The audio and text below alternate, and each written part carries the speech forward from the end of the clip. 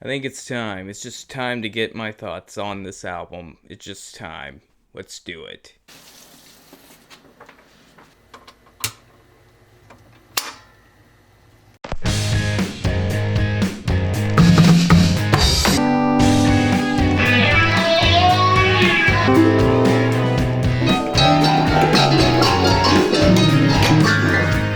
Queens of the Stone Age, like Clockwork.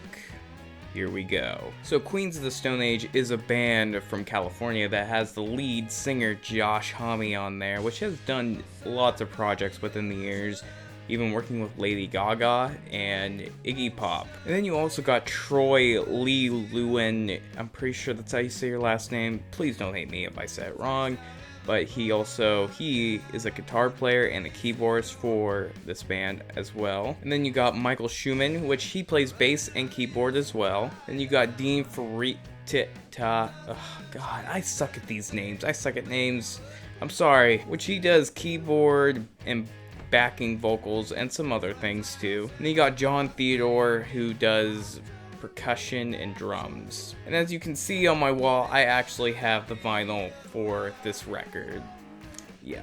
I remember listening to this album back in 2013 and I was wowed and amused by how I was actually interested in a rock record, or at least a desert rock record, because back in that time I didn't care about rock at all. I thought it was over, done with. And then we got Queens of the Stone Age showing me wrong. Now the cool thing about Like Clockwork, it was actually originally supposed to be produced by Trent Reznor. That's what the band wanted, but I think due to problems they weren't able to do that, so they had to do it themselves. And is that a bad thing? Absolutely freaking not. This album has a very vivid feeling of life and death and really plays with those ideas and themes, and also about reflecting upon your life. There was a fly just there. The most interesting thing about this album is that this is actually based on a real experience that Josh Homme had, and he wrote an album based on that experience, and that is him being hospitalized for 13 days, and he experienced dying, essentially, for a little bit.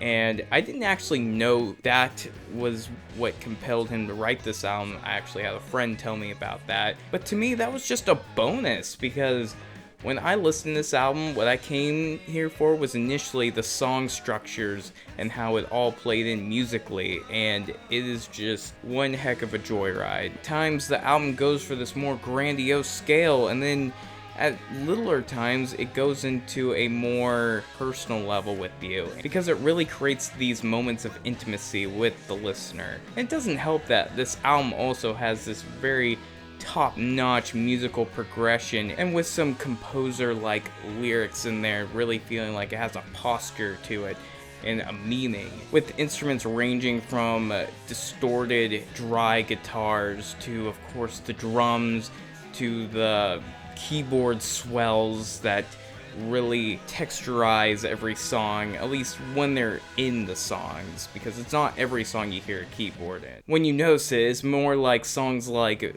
The Vampire of Time and Memory, where it just all comes together, where really it's about the piano and the bass coming together, with also guitar doing some background textures and some soloing, which really add another layer to the song that you don't like. I didn't notice this the first couple times of listening to it, because I was more focused on what was going on in the song than the background, and I feel like the guitar was kind of put in the background, but it's still there, you notice it. I also didn't really notice the keyboard for the longest time when I was listening to this record, until I came back to it, and I definitely noticed it then. I love where they implemented it. It just, these nice little swells in there.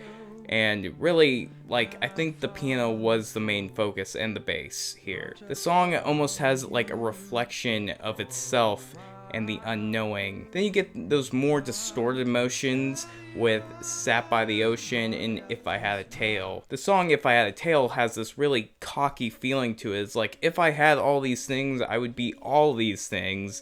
and he doesn't, and I think he's referring to the tail as that, or it could be a totally different meaning, I don't know. This song also plays in like the themes of greed almost as well in technology, because he's talking about all the possessions that we have that are probably not gonna go with us wherever we go. Just disposable items. And with the song Sat by the Ocean, it has more of this poetic side to it.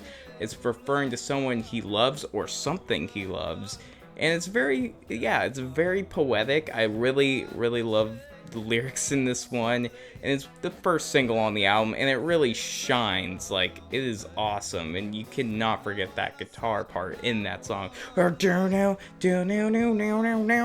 Sorry, it's a classic. What I really love about this album is it just feels like a ride, a roller coaster, that you're going through these motions with Josh Homme and the band. And it just feels like an overall odyssey. And really the climax happens with the song My God is the Sun, which is praising the sun, and it just has these really crazy moments put in there, and to add more desert flavor, of course, because this album has a very dry sense to it. And overall, this song really hits hard. It is probably the hardest song, I think, on the album. And with the 3 closing tracks, my god, they're great. With the song Smooth Sailing, it's just very chilled, and it just makes you feel at ease compared to the rest of the album, especially. It just smooth sailing through here on out, which is basically referring to it's just gonna be an easy ride now. Everything's gonna be okay until we hit those next 2 tracks with I Appear Missing, kind of going into detail of his experience with dying and being in the hospital. And this is a great track. I really like the chorus line in here. It really makes you feel for him. The instruments and how Homme's singing approaches the song is making you feel lost with him when he's trying to find himself, because he appears missing, and you almost get this feeling he's just saw the darkness, and when he came back he didn't know what to think about it. And then we got the closing track Like Clockwork, which kind of takes back what Smooth Sailing was all about with these higher moments. It's more like, yeah, it's all downhill from here now, and that's a pretty dark but fitting way to end this album. Overall, this is one of my favorite albums of all time. It's just so good. It is really well thought out. I really love the lyrics to this album. The instrumentations are flawless in here, and just how it presents itself to you. It's dark, but it works so well. To me, this album's gonna be timeless. Maybe not to all people. Some people don't even like this album, which I find hard to believe that you don't like at least one track off this album, because it hits hard at times, it's intimate at times, it's grandiose at times, but it never feels like it loses its place. Like Clockwork is a masterpiece, and it's a 5 out of 5 for me. That's all I gotta say. It's freaking amazing. Anyways, I hope you enjoyed this review, and have a great one. And I am so pumped because Villains comes out this month, and I hope we're all looking forward to that. I am, even if it won't be as good as Like Clockwork, it will still be a fun listen at least. Anyways, I hope you have a good one, and peace.